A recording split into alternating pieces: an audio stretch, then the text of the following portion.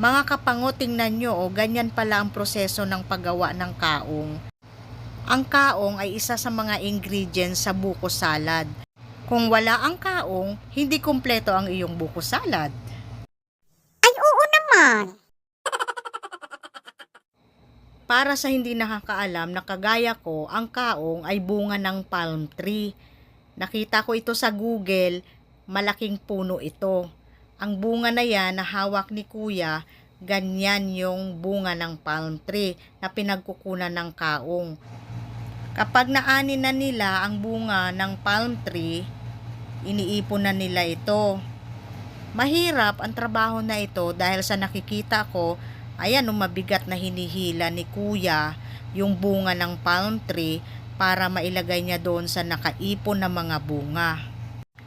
Pagkatapos nilang ipunin, niluluto nila yan, parang inihaw, para lumambot at maluto yung laman na magiging kaong na.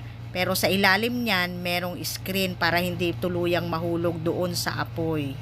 Pagkatapos lutuin, pinuputulan nila yung dulo para madali nilang mapalabas yung mismong laman ng kaong, at mga babae ang gumagawa niyan. Sa part na yan, mahirap din ang ginagawa nila dahil mainit pa.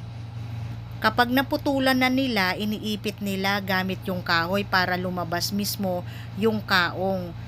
Sa bawat isang bunga, may 3 kaong na lumalabas. Ang galing, no? Ang daming laman. Mahirap din tong proseso na to kasi mainit pa. Ayan, nakikita nyo, umuusok-usok pa. At yan na yung mga natapos nila.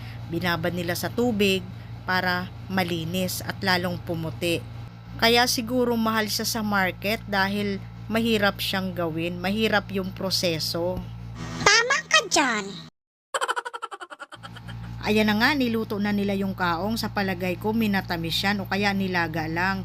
Dahil mabigat naman yan sa tiyan, pwede na nila yung tanghalian o kaya merienda. Napakasarap.